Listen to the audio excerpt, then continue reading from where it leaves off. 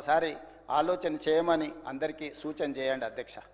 ఈరోజు మనం ఆలోచన చేయకుండా, మనం నిర్ణయాలు చేయకుండా రాబోయే సునామీని ఎదుర్కోవడానికి ప్రణాళికలు చేసుకోకపోతే, గత చరిత్రలో ఉన్న అనుభవాలను మనం బేరీజు వేసుకొని భవిష్యత్ ప్రణాళికలకు మనం ప్రణాళికలు సిద్ధం చేసుకోకపోతే ఈ జాతి, ఈ దేశం మనల్ని క్షమిస్తుందా? ఒకసారి ఆలోచన చేయమని చెప్పి ప్రతిపక్ష పార్టీకి నేను సూచన చేస్తున్నా అధ్యక్ష. అందుకే ఈరోజు వికసిత్ భారత్ 2047 ప్రధానమంత్రి గారు దేశం కోసం ప్రణాళికలు చేస్తే Telangana rising 2047 cure, pure and rare పాలసీలతోని తెలంగాణ రాష్ట్ర ప్రభుత్వం ఒక విజన్ డాక్యుమెంట్ని తీసుకొచ్చింది అధ్యక్ష. ఈ విజన్ డాక్యుమెంట్ మన రాష్ట్రానికి ఒక్క గొప్ప భవిష్యత్తును అందించడమే కాదు, 2034కి $1 ట్రిలియన్ ఎకానమీ, 2047 నాటికి $3 ట్రిలియన్ ఎకానమీ చెయ్యాలని మనం ఒక పాలసీ డాక్యుమెంట్ తీసుకున్నాం అధ్యక్ష.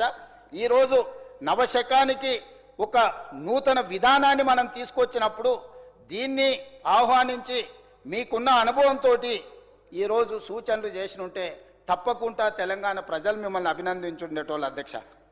మా విజన్ని 2 భాగాలుగా విభజించుకున్నాం అధ్యక్ష. 2034 నాటికి మన లక్ష్యం $1 ట్రిలియన్ ఆర్థిక వ్యవస్థగా ఎదగడం, 2047 అంటే దేశ స్వతంత్రం 100 సంవత్సరాలు పూర్తి చేసుకోబోతుంది అధ్యక్ష. 15 ఆగస్టు 1947 దేశానికి స్వతంత్రం వస్తే 15 ఆగస్టు 2047 నాటికి 100 సంవత్సరాలు ఈ దేశం స్వతంత్ర ఉత్సవాలను జరుపుకోబోతున్నాం అధ్యక్ష.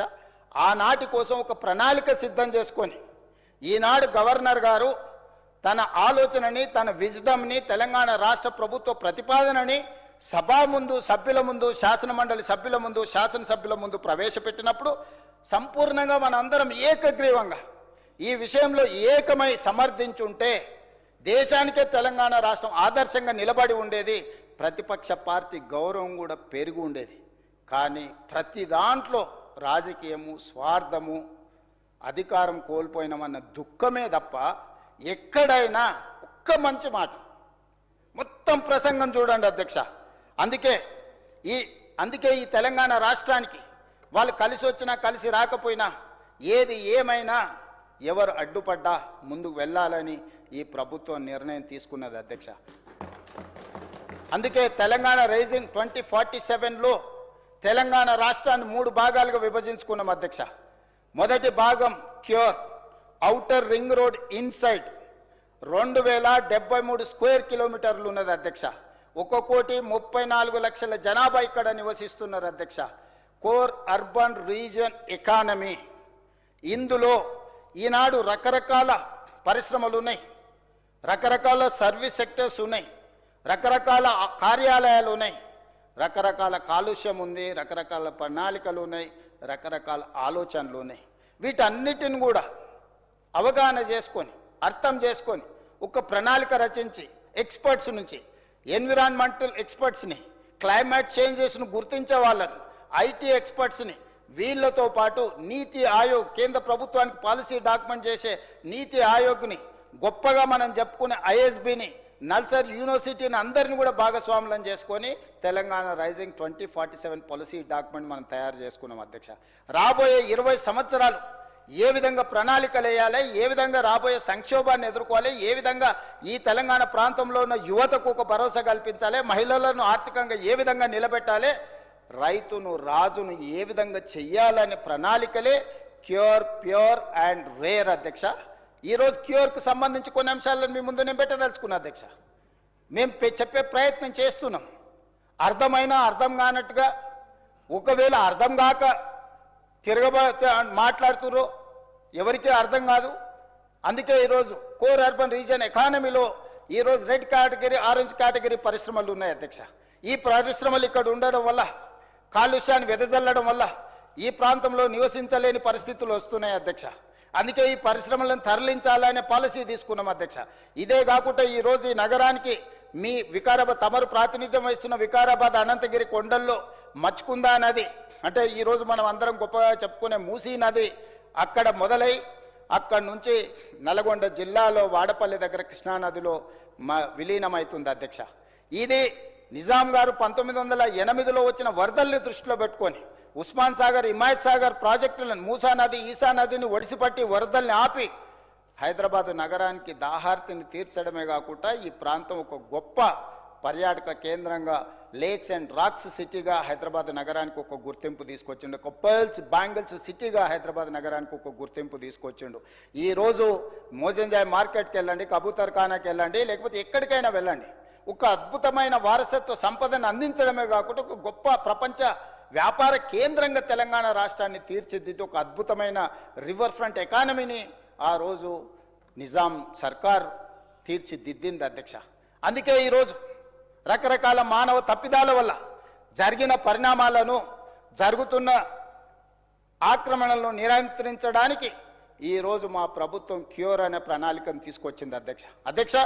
ఇందులో ఆక్రమణలు తొలగించడమే కాదు, పరిశ్రమలు తరలించడమే కాదు, మెట్రోను విస్తరించుకోవడం, ఫ్లైఓవర్లు కట్టుకోవడం, రోడ్లను అభివృద్ధి చేయడం, ఫుట్పాత్ల ఆక్రమణలు తొలగించడం, పార్కులను పునరుద్ధరించడం, చెరువులను, కుంటలను, నాలాలను ఆక్రమించుకున్న వాళ్ళని తొలగించి నీటి స్థలాన్ని నీళ్లకు వదిలేసి మనం ఉండాల్సిన దగ్గర మనం ఉండాలని ఈరోజు ఏర్పాట్లు చేస్తున్నాం అధ్యక్ష.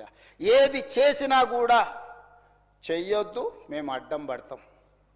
ఏం విధానం అధ్యక్ష ఇది? ఇది ఈరోజే లేదు, ఇప్పుడేం ఆశ్చర్యపడాల్సిన అవసరం లేదు అధ్యక్ష. దేవతల సమయంలో కూడా దేవతలు యజ్ఞాలు, యాగాలు, ప్రజల యొక్క యోగక్షేమాలకు చేసినప్పుడు శుక్రాచార్యుడు తెలుసు కదా అధ్యక్ష, రాక్షసుల కులగురువు, ఆయన శిష్యులు ఇద్దరు ఉన్నారు, మారీచుడు, సుబాహుడు అని. వాళ్ళు యాగాలు చేసినప్పుడు రక్త మాంసాలు, వీళ్ళేమో యజ్ఞాలు, యాగాలు చేయడానికి నెయ్యి పోసి అన్ని మంచి పనులు చేస్తుంటే వాళ్ళు పైనుంచి రక్తాన్ని, మాంసాలను పోసి యజ్ఞాన్ని, యాగాలను భగ్నం చేయాలనే ప్రయత్నం చేసిండ్రు అధ్యక్ష. చివరికి మారీచుడు, సుబాహుడు ఏ విధంగా పోయినరో మీకు తెలుసు. రావణాసురుడి మామనే మారీచుడు అధ్యక్ష ఈరోజు వాళ్ళ పేర్లు, వాళ్ళ ఇంటి పేర్లు వాళ్ళు ఇక్కడ చెప్పాల్సిన అవసరం లేదు, వాళ్ళని నేనేమో అడుగుతలేను అధ్యక్ష. ఇద్దరు బావమరుదులు ఉన్నారు అధ్యక్ష. బావ కొంచెం హుషారు, బావమరుదు కొంచెం మన ఊర్లలో ఎడ్డోడు అంటారు చూడు, అట్లా అన్నమాట. ఇద్దరు కలిసి అడిగిపోయారు ఇలా విహారయాత్ర పోదామని. ఆడ పులి తన పాటికి తను నీళ్లు తాగుతూ ఉంది. బావ తెలివికల్లోడు కదా, రాయి తీసుకొని రాయి కొట్టినోడు సెట్ ఎక్కిండు పులి వస్తుందని. బామారిది నేను కొట్టలే కదా నన్నేమంటుంది, కొట్టినోడు సెట్ ఎక్కిండు వాడినే కరుస్తుంది అనుకోండు, కానీ పులి వచ్చి బామారిదిని తినేసింది అధ్యక్ష. ఈ రకమైన పరిస్థితి తెలంగాణ రాష్ట్రంలో ఉంది అధ్యక్ష. అందుకే బామారిది బావని నమ్మిండు అనుకో, పులి తింటుంది అధ్యక్ష. కాబట్టి దయచేసి పరిస్థితిని కొంత అర్థం చేసుకుంటే బెటర్ అధ్యక్ష. ఏదేమైనా అధ్యక్ష, క్యూర్లో ఈరోజు మనం ప్రణాళికలు తీసుకొచ్చి ఈ క్యూర్ని ప్రక్షాళన చేసుకొని దీన్ని కంప్లీట్గా సర్వీస్ సెక్టర్గా చేసుకోవాల్సిన అవసరం ఉంది అధ్యక్ష. ఈరోజు ఢిల్లీ నగరాన్ని మనం చూసినాం, పొలిటికల్ క్యాపిటల్, కానీ అక్కడ కాలుష్యం వల్ల పాఠశాలలకు సెలవులు, కళాశాలలకు సెలవులు, ప్రభుత్వ కార్యాలయాలకు సెలవులు, పార్లమెంటుకు సెలవులు ఇచ్చే పరిస్థితి వచ్చింది. ప్రజలు నివసించలేని పరిస్థితికి ఈరోజు ఢిల్లీ నగరం చేరుకున్నది. ముంబై ఫైనాన్షియల్ క్యాపిటల్, కానీ ఒక్క వర్షం వస్తే అతలాకుతలమైపోయి ఒక్క ఇంచు కూడా కదలలేని పరిస్థితి. ఈ రోజులో ముంబైలో పెట్టుబడులు పెట్టేవాళ్ళు, పెద్ద ఫైనాన్షియల్ ఇన్స్టిట్యూషన్స్ ఈరోజు అక్కడ నివసించలేని పరిస్థితి.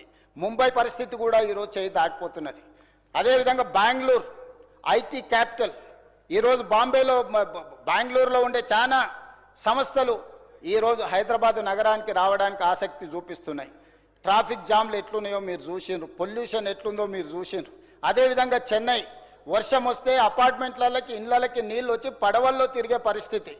ఈ 4 మెట్రోపాలిటన్ నగరాలను చూసిన తర్వాత హైదరాబాదు నగరాన్ని మనం రక్షించుకొని, కాలుష్యం నుంచి కాపాడుకొని, మారుతున్న వాతావరణ పరిస్థితులను అంచనా వేసుకొని, కోవిడ్ తర్వాత జరిగిన విపరీతమైన పరిణామాలను, క్లైమేట్ చేంజెస్ను అర్థం చేసుకొని హైదరాబాదు నగరాన్ని పునరుద్ధరించుకోవాలనుకున్నాం అధ్యక్ష. అందుకే మూసీ నది ప్రక్షాళన చేయాలని ఒక బృహత్తరమైన కార్యక్రమాన్ని తీసుకొని ఈరోజు ఆక్రమించుకున్న చెరువులను, ఆక్రమణలు తొలగించి, అది బతుకమ్మ కుంట కావచ్చు, బతుకమ్మ కుంటను ఆక్రమించుకున్న వాళ్ళు ఎవరో మీకు తెలుసు, విమానంలో పూల జల్లులు కురిపించుకున్నది ఎవరో మీకు తెలుసు అధ్యక్ష.